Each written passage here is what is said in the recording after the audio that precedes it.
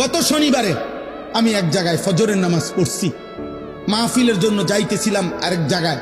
সারা রাত্র জার্নি করে রাস্তার পাশে এক মসজিদে ফজরের নামাজ পড়তে ঢুকছি।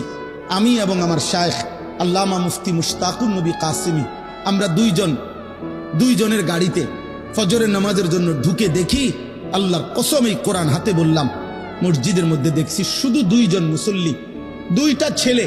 ইমাম সাহেবটাও একটা ছেলে, মুসল্লিটাও একটা ছেলে। এই দুইটা ছেলে ছাড়া একটা লোক মসজিদে নেই, একটা লোক নাই, একটা লোক নাই। ছেলেটা বলল, হুজুর এটা 3 মৌজার জামে মসজিদ।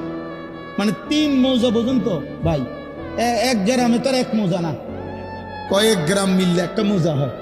3 মৌজার জামে মসজিদ এটা।